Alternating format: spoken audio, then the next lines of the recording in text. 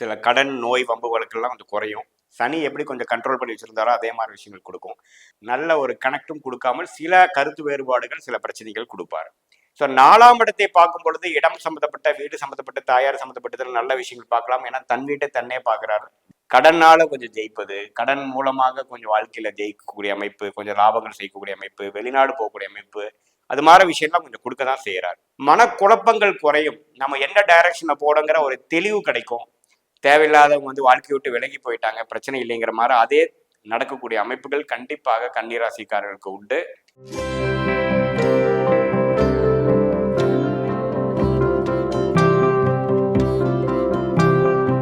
வணக்கம், நான் உங்கள் அன்பான சயின்டிபிக் வேதிக் அஸ்ட்ராலஜர் அஸ்ட்ரோரஞ்சி பேசுகிறேன். நல்லது நினைப்போம், நல்லதே நடக்கும். தொடர்ந்து நம்மளுடைய வீடியோஸ்லாம் பார்த்துட்டு இருப்பீங்க நம்புறேன். சயின்டிபிக் வேதிக் அஸ்ட்ராலஜி முறையில் இந்த ஒளி தத்துவம் எப்படி நம்ம கர்மா, பூர்வ ஜென்ம கர்மா வந்து நம்மளோட வாழ்க்கையில சம்பவங்களாக, சாதகமான சம்பவங்களாகவும் சாதகமற்ற சம்பவங்களாகவும் எப்படி உருவெடுக்கிறதுங்கிறது துல்லியமாக நம்ம ஒரு வீடியோலையும் பார்த்துட்டு இருக்கோம். அந்த அடிப்படையில் இந்த வீடியோவில் நம்ம என்ன பார்க்க போறோம்னா, கன்னி ராசிக்காரர்களுக்கு 2025-26 எத்தகைய ஒரு ஆண்டாக வரப்போகிறது, ஒரு பலாபலன்கள் நிறைந்த ஒரு ஆண்டாக கன்னி ராசிக்காரர்களுக்கு இருக்க போகிறது. நம்ம கொஞ்சம் டீட்டெயிலாக பார்க்க போகிறோம். அதுக்கு முன்னாடி நம்மளோட சேனல் ஃபஸ்ட் டைம் வரவங்க சப்ஸ்கிரைப் பட்டன் கிளிக் பண்ணுங்கள். உங்களுக்கு பிடித்த வீடியோஸ் வந்து ஃப்ரெண்ட்ஸ் அண்ட் ரிலேட்டிவ்ஸ்க்கு ஷேர் பண்ணுங்கள். இப்போ பார்த்தீங்கன்னா கன்னி ராசிக்கு 2025-26 எப்படி இருக்கும் போதுன்னு பார்க்கும்போது, அதுக்கு முன்னாடி முதல்ல எப்போ பயிற்சி ஆகுதுன்னு தெரிஞ்சுக்கலாம். இப்போ பார்த்தீங்கன்னா கன்னியில் கேது இருக்கிறார், ராசிக்குள்ளேயே கேது இருக்கார், 7ஆம் இடத்துல ராகு இருக்கார், 6ஆம் இடத்தில் சனி இருக்கிறார், குரு வந்து 9ஆம் இடத்துல இருந்து ராசியை பார்த்துட்டு இருக்கார். இப்ப நம்ம பேச அதாவது 2025 மார்ச் வரைக்கும் இத்தகைய ஒரு கிரக நிலைகள் உண்டு. 25 மார்ச் எண்டு ஏப்ரல் மாதம்னா பாத்தீங்கன்னா 3 பயிற்சிகள் நடக்கிறது. குரு பயிற்சி, ராகு கேது பயிற்சி, சனி பயிற்சி. ஸோ அத்தகைய ஒரு நல்ல தாக்கத்தை கொடுக்கக்கூடிய பயிற்சிகள் வந்து கன்னிராசிக்கு எப்படி ஒரு பலாபலங்களை மாற்றி கொடுக்க போகுது, எப்படி உங்கள் வாழ்க்கையை மாறப்போகுது, எது மாதிரி விஷயங்கள் உங்களுக்கு அதிகமாக ட்ரெண்டு மாறப்போகுதுன்னு பார்க்கும் பொழுது, சனி வந்து உங்களுக்கு 6ஆம் இடத்துல இருந்து கொஞ்சம் குளிர் காஞ்சிட்டு இருந்த கன்னிராசிக்காரர்கள், அதாவது பெரிய பிரச்சனைகள் இல்லாமல், வம்பு வழக்குகள் இல்லாமல், தொல்லைகள் இல்லாமல் இருந்தவர்களுக்கு 7ஆம் இடம் என்று சொல்லப்படுகிற கேந்திரம், ஒரு மெயினான ஏரியாவுக்கு, ஒரு முக்கியமான ஒரு கேந்திர பாவத்துக்கு போகிறார். யாரு? சனி பகவான். ஸோ 7ஆம் இடம் என்று சொல்லப்படுகிற பாவம் என்ன? பங்குதாரர்கள், நண்பர்கள், உங்களுடைய கிளையன்ட்ஸ், கொலீக்ஸ், அது மாணவர்களாக இருந்தாலும் சரி, அவங்களோட சுற்றி இருக்கக்கூடிய சூழ்நிலை நண்பர்கள், அவங்க குரூப்பு, அவங்க கிளாஸ்மேட்ஸு, அது எல்லாம் குறிக்கக்கூடியது 7ஆம் இடம். அதே சமயத்தில் கல்யாணம் செய்தோம்னா ஆணுக்கு பெண்ணும், பெண்ணுக்கும் ஆணும், அதாவது மனைவிக்கு கணவன், கணவனுக்கு மனைவியும் 7ஆம் இடத்தை குறிக்குது. ஸோ இந்த முக்கியமான பாவம், வாழ்க்கையில நம்ம யாரை சந்திக்கிறோம், அன்றாட வாழ்க்கையில கவனிக்கக்கூடிய அந்த நபர் 7ஆம் இடத்துல சனி பகவான் போகிறார். பட் குருவோட வீட்டுக்குள்ளதான் போறார். 7ஆம் இடம் வந்து நம்ம தவறான வீடு இல்லை. சரி, 7ஆம் வீட்டுல இது வரைக்கும் ராகு இருந்து திருமண தடைகள், பிரச்சனைகள், வம்பு வழக்குகள்லாம் கொடுத்துட்டு இருந்தவர் 6ஆம் இடத்துக்கு வருகிறார். ஸோ அந்த அமைப்பு பார்த்தீங்கன்னா 6ல் ராகு, 12ல் கேது அப்படிங்கிற ஒரு அமைப்பு எப்படி மாதிரி ஒரு விஷயத்தை கொடுக்கும்னா, சனி 6ல இருந்து 7க்கு போயிட்டார், ராகு 7ல இருந்து 6க்கு வந்திருக்கிறார். ரெண்டுமே பாவகரங்க தான். பட் இருந்தாலும் வித்தியாசங்கள் வரும். எப்படின்னா, உங்களுக்கு வந்து 7ஆம் இடத்துல ராகு இருக்கிறது ரொம்ப நல்ல விஷயம். சில கடன் நோய் வம்பு வழக்கெல்லாம் கொஞ்சம் குறையும். சனி எப்படி கொஞ்சம் கண்ட்ரோல் பண்ணி வச்சிருந்தாரோ அதே மாதிரி விஷயங்கள் கொடுக்கும்.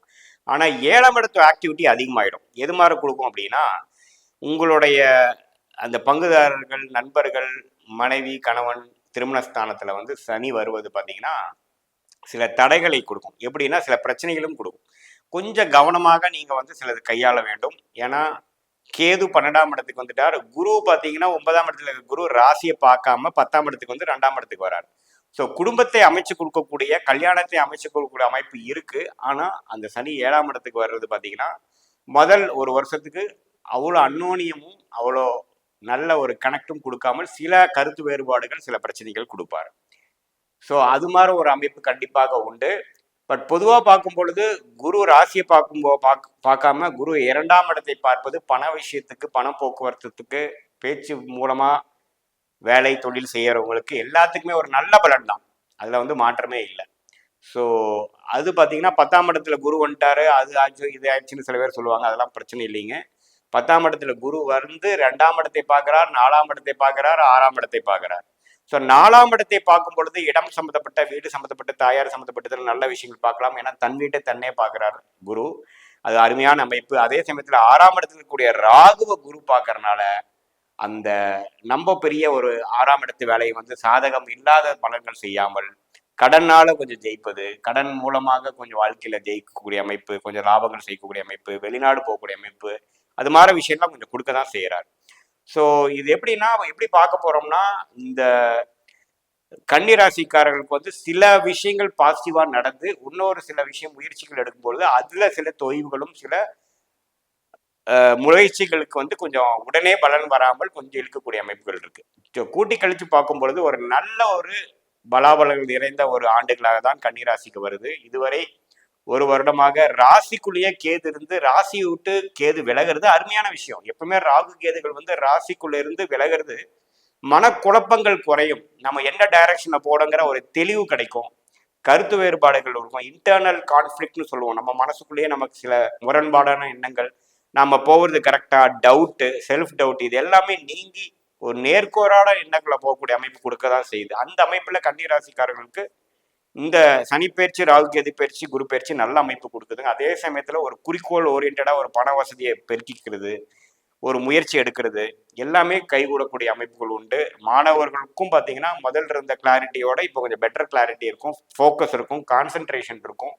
இல்லத்தரசிகளுக்கும் பார்த்தீங்கன்னா 7ஆம் இடத்துல இருக்கிற ராகு பார்த்தீங்கன்னா கணவரோட கனெக்ட் பண்ண முடியாம ஒரு கருத்து வேறுபாடோட ஈகோ இஷ்யூஸ்ல இருக்கிறதெல்லாம் கொஞ்சம் தணிஞ்சு, இன்லாஸு மாமனார் மாமியார்களால சில பிரச்சனைகள்லாம் கொஞ்சம் நினைஞ்சு கொஞ்சம் தனித்து பிரச்சனை இல்லாத வாழ்க்கை வாழக்கூடிய அளவுக்கு ஒரு நல்ல மாற்றம் தெரியும். ஒரு தனி கொடுத்தன போகிறது அல்லது சில பிரச்சனைகள் விலகுறது, தேவையில்லாதவங்க வந்து வாழ்க்கையை விட்டு விலகி போயிட்டாங்க, பிரச்சனை இல்லைங்கிற மாதிரி அதே நடக்கக்கூடிய அமைப்புகள் கண்டிப்பாக கன்னிராசிக்காரர்களுக்கு உண்டு.